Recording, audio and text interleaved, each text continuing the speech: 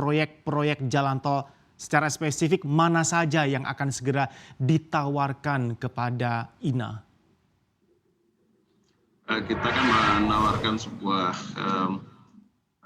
paket investasi yang itu berdasarkan readiness kriteria ya. Kita secara spesifik belum membahas ini dengan INA karena apakah mereka hanya fokus kepada proyek dengan IRR yang tinggi atau mereka akan fokus kepada proyek dengan value yang barangkali lebih menarik beyond hanya angka-angka IRR. Ini kan sesuatu yang harus disepakati sehingga kriteria itu bisa muncul. Tapi kalau kita perhatikan dari beberapa ruas, tadi sudah sampaikan juga di teaser ya, bahwa Utama Karya, Waskita Karya, Jasa Marga, itu dalam posisi yang saya kira cukup bisa diandalkan untuk bisa memperoleh dana dari INA ini.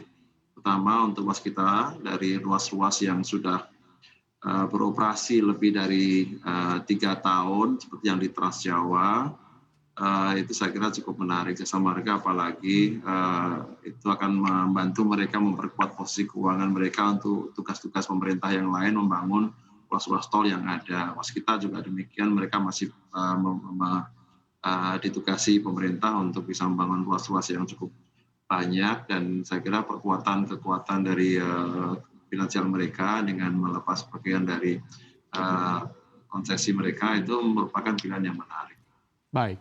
Jadi bentuknya paket Pak Danang Parigesit ya, paket investasi. Sambil kita tunggu dugaan nanti seperti apa perbincangan, pembicaraan dan komunikasi antara BPJT dengan INA. Secara angka atau nilai ini gambarannya seperti apa sih Pak yang layak dalam tanda kutip direkomendasikan ke SWF atau INA mengenai proyek-proyek jalan tol yang ada di bawah BPJT? Kalau nilai itu kan sangat tergantung pada risk appetite yang dimiliki oleh INA ini ya. Sampai hari ini kan kita belum mendapatkan request resmi ya. Berapa sebenarnya ekspektasi return misalnya.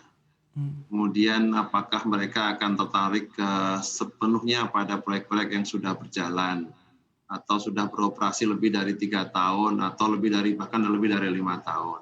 Jadi masih agak dini sebenarnya kalau kita bicara hari ini mengenai daftarnya.